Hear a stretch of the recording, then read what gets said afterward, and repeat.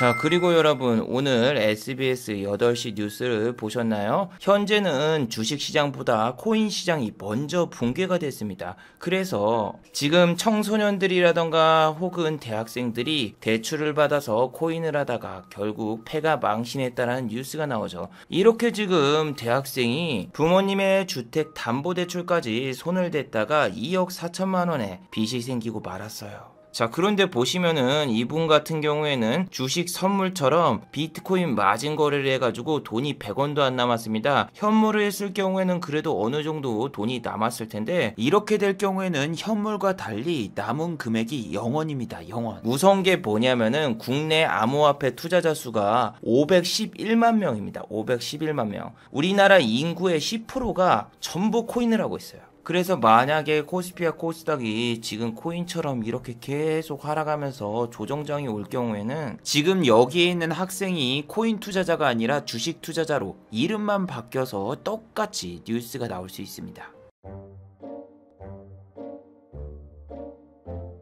자, 어제는 LG화학이라는 이 주식이 급락이 나왔습니다. 외국계 투자자들이 매도 레포트를 썼기 때문에 이렇게 주가가 급락이 나왔는데 여러분 주식하면서 정말 이상한 점 못 느끼셨나요? 외국계는 저렇게 이 주식을 팔아라 매도 레포트가 쏟아져 나오는데 한국의 기관 투자자는 단 한 번도 매도 레포트를 낸 적이 없어요. 왜 한국의 기관 투자자는 매도 레포트를 내지 않느냐? 그건 바로 레포트를 쓴 사람의 집까지 찾아와서 칼로 찌르거나 혹은 협박을 하는 사람들이 있기 때문이죠. 실제로 KBS 개미의 꿈이라는 이런 프로그램에 공매도를 찬성하는 기관 투자자가 점심을 먹으러 갈 때 이렇게 방검복을 입고 갑니다. 이렇게까지 하는 이유는 실제로도 주가가 하락할 경우에는 니네들 책임이다 하면서 테러하러 오시는 분들이 상당히 많기 때문에 어쩔 수 없이 이러고 다닌다고 하네요. 그리고 여러분도 아시다시피 리먼 브라더스 사태가 일어났을 때는 증권사 직원들이라던가 펀드 매니저들이 극단적인 선택을 한 적이 상당히 많았죠. 그 이유 중 하나가 주가가 폭락하면서 펀드 매니저들에게 책임을 지라고 하면서 집까지 찾아오고 전화를 하고 테러하는 사람들이 많았기 때문에 어쩔 수 없이 이렇게 극단적인 선택을 하신 분들이 상당히 많았습니다.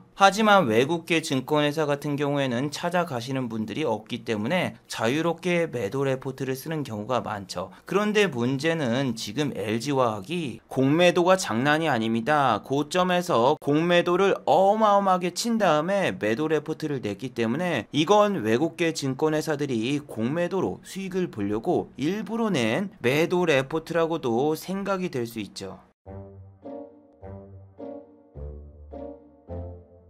제가 여러분 최근에 코인을 하면서 돈을 되게 많이 날렸었거든요. 잘 될 때는 잘 되다가 시장이 갑자기 안 좋아지면서 하루 이틀 만에 그만 큰 손실을 보고 말았어요. 그런데 여러분 이게 참 놀부보쌈 같은 놀부심보인진 몰라도 코인 시장에서 수십억대 수익을 보신 분들이 꽤 있는데 이런 분들도 저와 똑같은 포지션에서 하루에 1억 1천만 원씩 날렸다라는 이런 영상을 보게 되니까 왠지 모를 동질감도 느끼는데 한편으로는 저렇게 날릴 수 있는 돈이 많다라는 것도 부럽기도 하네요. 자, 그리고 여러분 정말 공짜로 대박이 날 수 있는 기회가 있었습니다. 제가 지난번 이 영상에서 토스 무료 주식 이벤트에 대해서 설명을 해드렸죠. 이게 무슨 이벤트냐면은 토스에서 계좌를 만든 다음에 친구에게 추천을 하면은 랜덤으로 주식을 한 주 나눠주는 이벤트가 있었어요. 여기서 대박인 게 뭐냐면은 토스 이벤트에서 가장 많이 배포된 주식이 바로 대한전선입니다. 그런데 이 주식을 받은 모든 분들이 평균 수익률이 50% 이상입니다. 최근에 대한전선이 상한가 랠리가 펼쳐져서 대박 나신 분들이 많아요. 왜냐하면은 한 주만 주식을 가지고 있는 게 아니라 저걸 보고 그냥 충동적으로 대한전선을 똑같이 매수하신 분들이 많았고 오늘도 보시면은 대한전선은 상한가를 터치했었죠.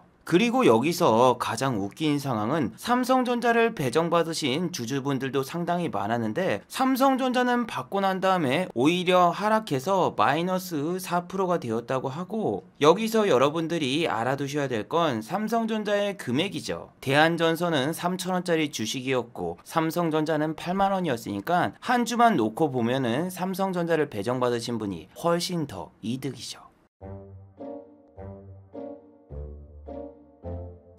여러분, 제가 얼마 전에 이렇게 로또를 샀어요. 그런데 이게 정말 아까운 게 제가 당첨된 번호가 1등 당첨 번호하고 한 끗밖에 차이가 안 나더군요. 보시면은 꽝이 나온 당첨 번호에다가 마이너스 1만 하면은 1등 당첨 번호와 다른 게 없어요. 안타깝지만 일단 복권이 5,000원이라도 당첨이 돼서 제가 자주 가는 복권방에 가서 저 복권을 다시 5,000원짜리 복권으로 교환을 했거든요. 그래서 로또 5,000원짜리 복권을 한 장 가지고 있다가 지난주에 코인을 하다가 큰 돈을 날리게 되면서 너무 열받아서 그 복권방에 다시 가서 복권 5,000원짜리를 또 구입했어요. 속된 말로 액땜했다고 하는 거죠. 그런데 여러분, 여기서 정말 어이가 없던 게 제가 여기서 5,000원짜리 복권을 달라고 했거든요. 근데 아줌마가 5,000원짜리 복권이 아니라 3,000원짜리 복권을 주신 거예요. 그리고 5,000원을 냈는데 거스름돈 2,000원을 안 주셨어요. 근데 이거는 그 자리에서 제가 발견해서 결국엔 아줌마가 2,000원짜리 복권 한 장을 더 주셨습니다. 근데 갑자기 머릿속에 문득 떠오른 게, 아니 설마 지난주 수요일날 샀던 복권도 5,000원어치 달라고 했을 때 3,000원 준 거 아닌가? 가서 확인해봤어요. 와, 그런데 정말 놀랍게도 제 예상이 틀리지 않았습니다. 수요일에도 5,000원이 당첨된 복권을 새로운 5,000원짜리 복권으로 달라고 했는데 아주머니는 이때도 거스름돈을 안 주시고 또 3,000원짜리 복권만 주셨어요.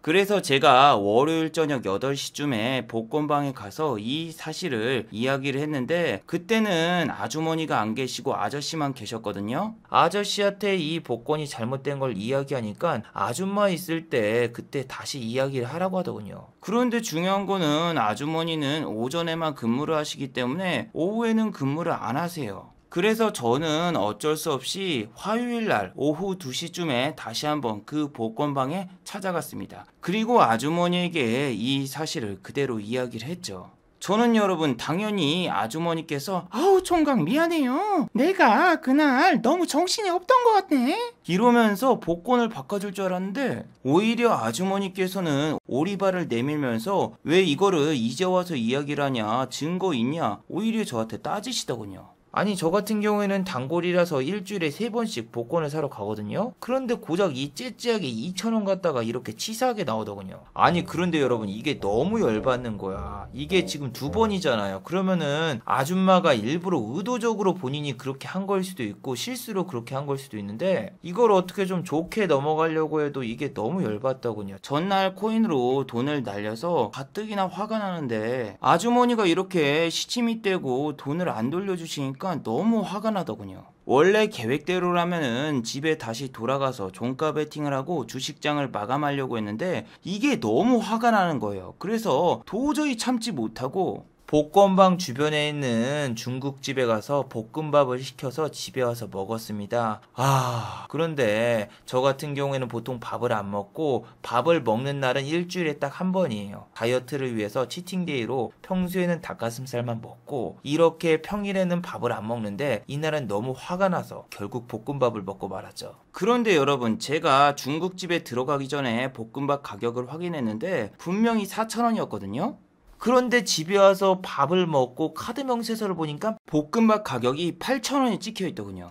그래서 이것도 설마 잘못 결제된 건가 생각해서 바로 중국집에다가 전화를 걸었죠. 분명히 메뉴판에는 4,000원이라고 적혀서 시켰는데 결제가 8,000원이 됐다. 이게 어떻게 된 거냐 중국집에 물어보니까 알고 보니까 매장에서 직접 먹고 현금 결제하신 분에게만 4,000원에 제공이 되고 그 이외 포장이라던가 혹은 배달의 민족으로 주문하신 분들은 8,000원의 요금을 받는다고 써져 있더군요. 와 진짜 일이 꼬여도 이렇게 일이 꼬이나. 중국집에 전화하니라고 결국 이날 매매를 거의 하지 못했고 종가 베팅도 해야 되는데 종가 베팅할 타이밍을 놓쳐서 막판에 매매를 못했거든요. 그런데 그 다음날 더 웃긴 사실이 뭐냐면은 제가 종가 베팅을 하려고 했던 종목이 그 다음날 시초가 붙어서 5% 이상 갭이 떠서 출발을 하더군요. 아니 하늘도 무심하시지. 코인, 주식, 복권, 중국집 이 세 가지가 이렇게 전부 꼬이면서 저에게 크나큰 시련을 주셨는데 와 진짜 이날은 어떻게 멘탈을 유지할 수 없던 그런 힘든 날이었어요.